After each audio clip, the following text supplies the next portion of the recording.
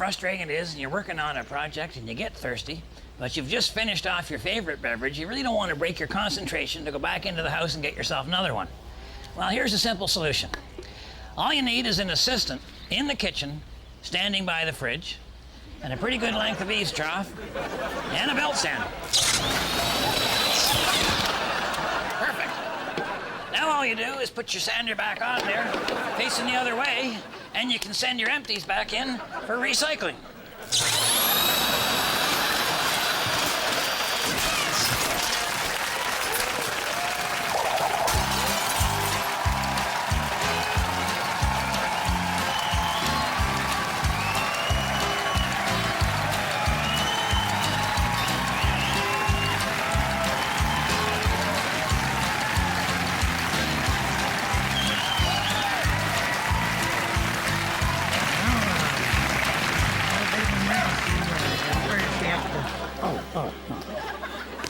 Sorry about that. I got a bit of an emergency in the area. There's a toxic cloud around the whole region here at Possum.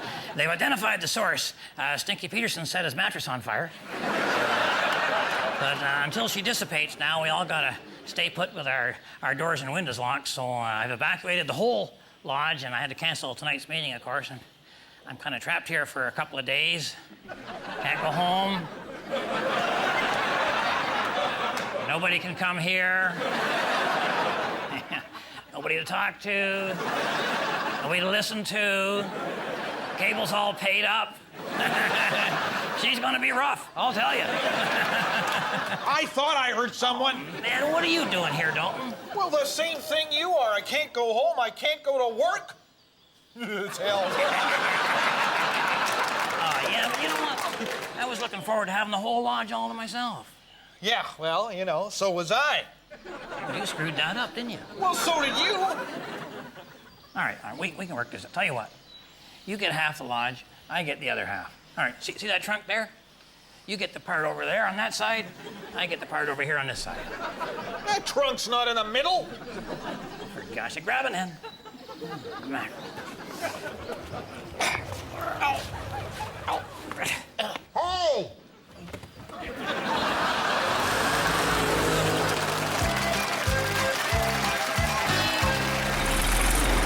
It's time for the Possum Lodge word game!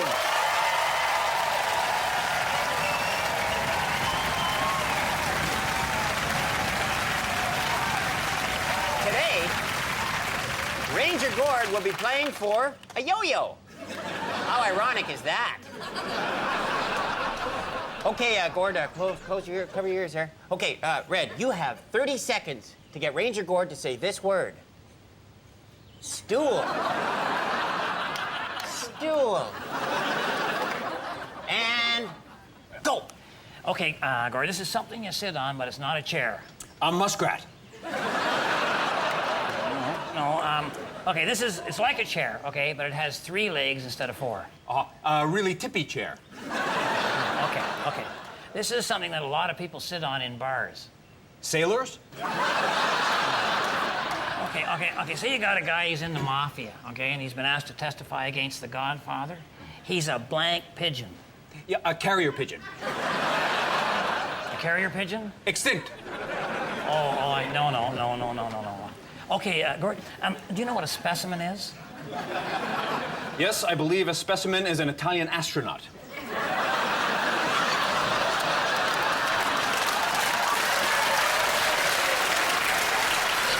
You're almost out of time here. I got nothing. My wits are no match for his stupidity. Come on now, Red. It's a poor workman that blames his tools. I heard it at the start.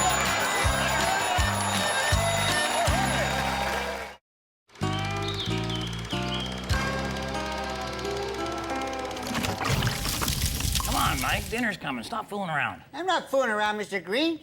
I'm videotaping our experience. These reality shows are very popular, you know.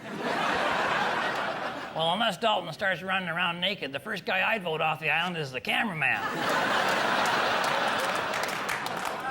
You know, people really love this stuff. It's kind of like peeking in your neighbor's window. Last time I tried that, I got 6 months in the slammer. Well, I hope you learned your lesson, Mike. Yeah, if I'd done it with a video camera, I'd have had a hit series. Well, I hope you're hungry. I'd have to be. What was this originally? Don't you start with me. No, I need to know what I'm eating. I'm sure they'll ask at the hospital. You think this is easy, huh? Trying to decide what to make, preparing it all, and then getting it all together at the same time? No, I think you've done real well. She's pretty much equally burned. Oh! All right, fine. You don't want to eat it? That's fine with me. I mean, why should I care? Well, I'll tell you what. I'll eat as much as you do. I'm not even hungry. Well, you're lucky. Man!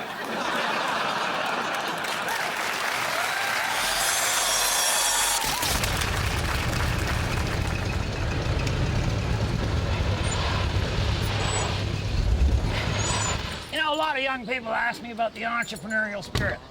They want to know what it is. Well, it's not the kind of spirit you find in a bottle. Although, believe me, many of us have looked. Now, the entrepreneurial spirit is about taking a problem and turning it into an opportunity. Now, you may have noticed I got a couple of flat tires on my 4x4. Actually, there's 2 more just like these on the other side. Now, I'm going to take this problem and turn it into an opportunity. Oh, yeah. I'm going to use this vehicle to generate enough money to buy me a whole new set of tires. Sound impossible? Hey, it's on TV. It must be true. And now, through the magic of innovation and lack of alternatives, I've turned my all-wheel drive vehicle into a 4-station wood shop. Oh yeah, now see, I can make products out of wood that I can sell to people and make enough money to buy myself a half-decent set of retreads. And then if I want, I can continue on as a manufacturer, or maybe go public with an IPO, make millions of dollars in profits, and move on to my next investment. But I'll probably just get the tires. Now we come to the next most important step of the entrepreneurial process, deciding what to make. So I researched around, found out what local people wanted and what they could afford. I've decided to make duck calls, mainly because I know what a duck call looks like. Plus, I'd be selling mostly to men, which I think is easier. As long as something works, men will buy it. They don't care what it costs or what color it is. Heck, even if it doesn't work, men will buy it. Take a look in your driveway. Okay, first of all, I go to my cutting station. I'm going to cut this to roughly the length that I want. Yeah. All right, now what we do is we take her down to our lathe area there, where we're going to round off the corners a little bit. Now, I've already mounted a piece of wood on there to kind of speed up this demonstration.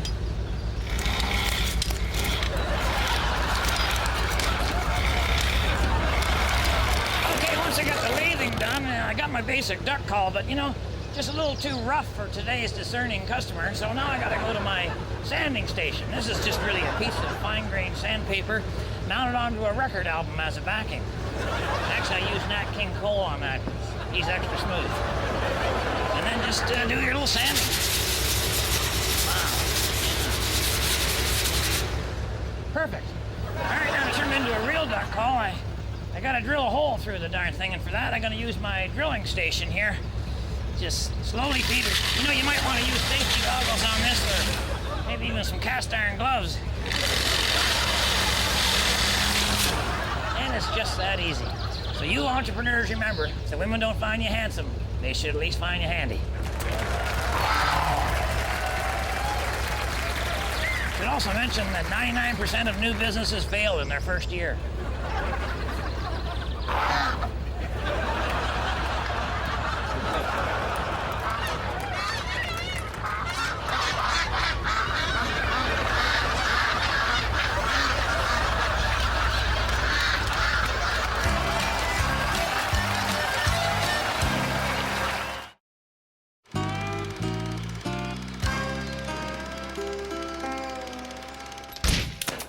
You know, something happens to guys' major senses when they approach middle age. They lose them. But they lose them in kind of an odd way. The other day, Bernice was talking straight to my face there, and all I could hear was the radio in the next room because it was running an ad for the boat show. And she was probably giving me the details of some important plan, but That's the kind of information that's better in the hands of somebody competent, somebody who has all their faculties. Whereas I'm losing mine like pocket change in a lazy boy. But like I say, you lose them kind of weird. Like, my eyes aren't good enough to read the street signs, but I can tell if the beer store is open 6 blocks away. I can't watch 2 kids for a half an hour without a disaster, but I can watch 4 ball games and an Indy race simultaneously. So guys, look, don't fight it. It's natural. Just kind of keep a low profile. Smile a lot, don't talk much, and if you feel a draft, check your fly. Remember, I'm pulling for you. We're all in this together.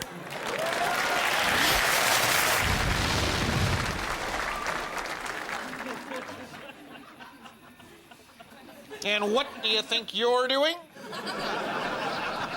Well, I'm going to bed. Not after the way you spoke to me at dinner, you're not. What are you talking about, Dalton? This is my bed. You get the heck out of here. I'm not going anywhere because there is no bed on my side of the lodge. Well, go sleep in the cabin. You can hold your breath that long. Isn't that a great idea? Why don't you try it? Yeah.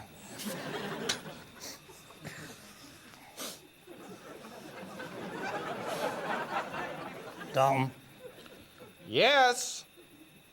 what is that?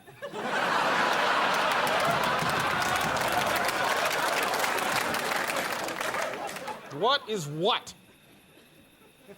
There's something cold in the bed. Oh, that's my tire iron. You expecting a flat? It's for protection. I don't find you that attractive, Dalton.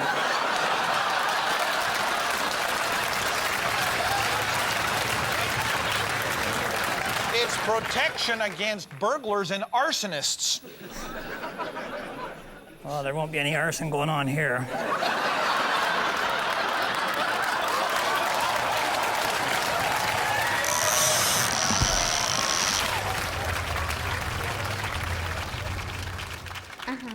Yeah.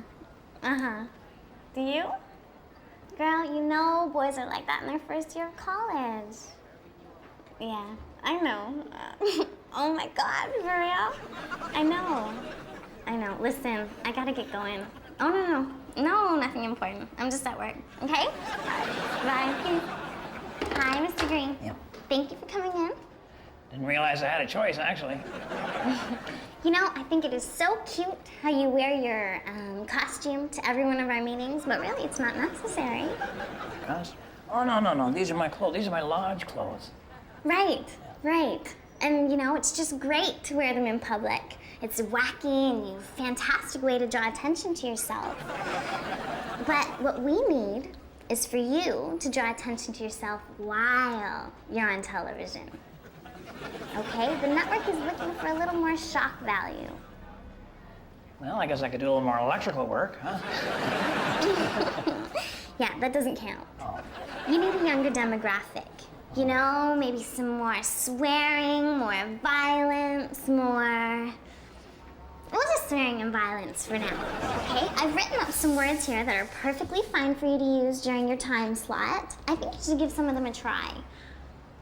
Well, I say this word quite a bit during the handyman corners, but we always edit it out. Well, don't. That's exactly what we need. You know, we might even move your show to a later time slot so you could say words like shit or butt or ass. Wow, were you ever in the Merchant Marine? Okay, I understand if swearing's not your thing. Okay, maybe you could just punch one of the lodge members in the face once in a while. I don't think the lodge members would go for that one too much. Well, you know, you just fake it. You don't really punch them. It's fine to fake things, you know. Really? It's perfectly fine. You just say whatever and do whatever, and people will believe anything you tell them.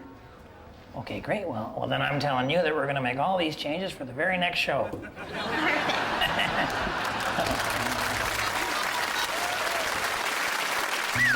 Well, we had a big day set up. We had 4 oil drums. Each guy put his name on one. And, of course, you know what we're going to do. Roll them down a hill with us inside. You know.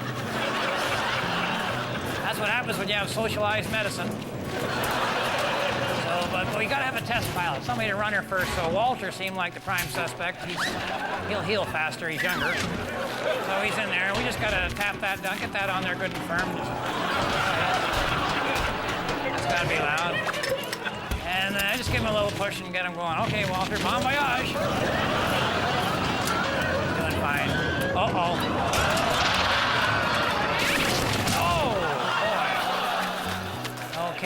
Okay, now no. I'm calling. Mike, bring me a stick or something. We gotta open the, I can just pop the lid on that. Anything in the junk pile there? Yeah, there you go. It's got one of those long roller extension handle things. Okay. No, not the stick, No. We'll use this. All right. Just pop that lid off and Walter will come right out. Here he comes. Yeah.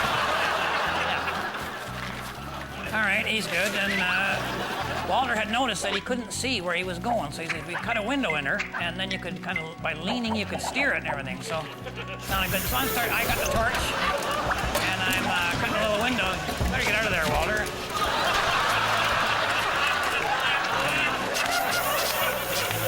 So I got that on, and then we put the rubber around each one. Man. I didn't go for the window. I'd rather not see what's coming. Now we just get them rocking, and all right, here we go. There we go. Oh man.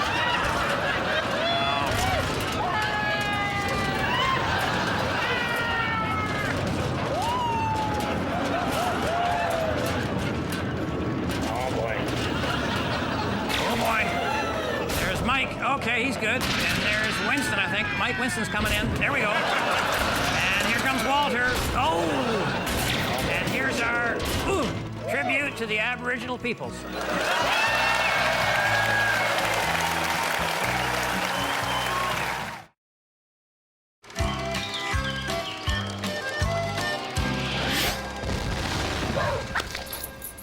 Playing fetch is a great way to exercise your dog and dislocate your shoulder. That popping sound is called fetchitis.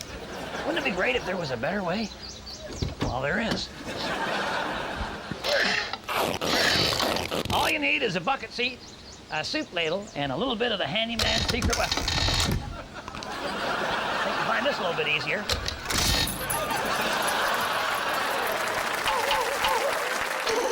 Just waiting on local animal control officer Ed Frid. I guess he's running a bit behind schedule today. Sorry I'm late, Red. Oh, man. You okay, Ed? Not really. Did you bring the kitten like you promised?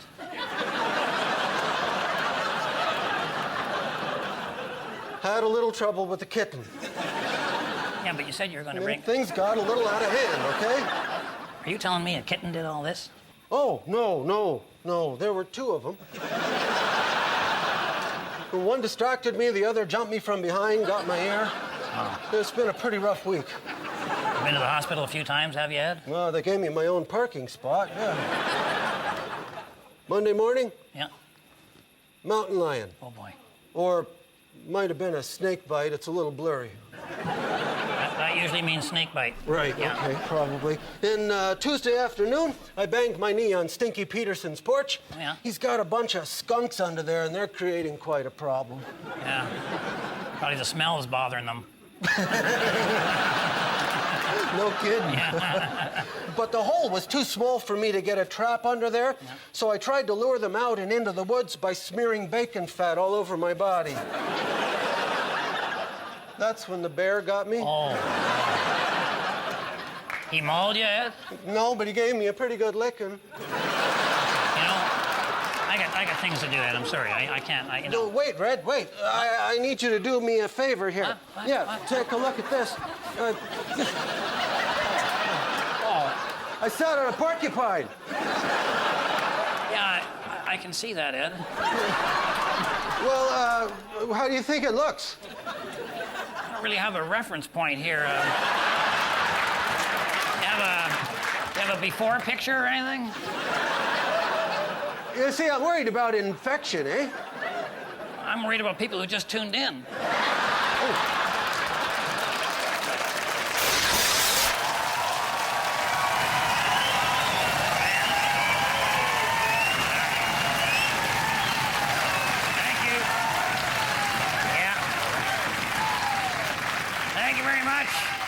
appreciate it. Sorry we couldn't let you in here earlier, but the air's finally cleared and we're free to move about the community, which means that Dalton and Mike can go home, so the danger is over. Mr. Green, I think you have something that belongs to me. I do? My videotape of our last 2 days here and nights. What do you mean specifically, Mike? My videotape of your relationship with Dalton. Including the sleepovers. I'm going to show it at the meeting tonight. I'm going to use all the lodge members as a focus group for my TV pilot. Well, I think that's a great idea. Here you go, Mike. Oh.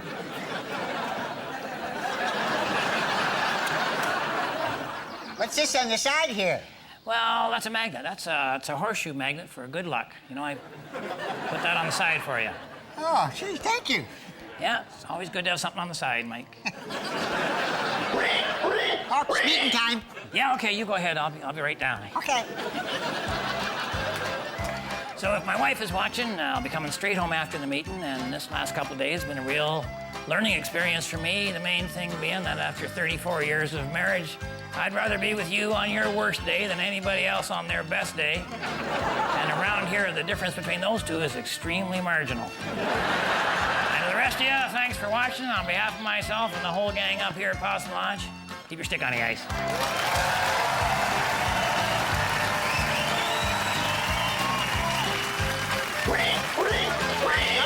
Come to order. Come on, let's go. Sit down. You gotta sit down. Yep, sit down. Sit down. There we go. Yep, okay. All right. Quando, Omni, Flunkus, Moritati. Sit down. All right, men, bow your heads for the mass prayer. I'm a man, but I can change if I have to, I guess. Oh, sure, you say you will, but you never do. All right, men and Dalton, we have a special treat for you. I know it's been a kind of a crisis this week, but Mike here has filmed the whole thing, and he wants to show you a little TV pilot right now. Well, actually, Mr. Green, I looked at the tape and there was nothing on it. There was no content. Sounds like a hit.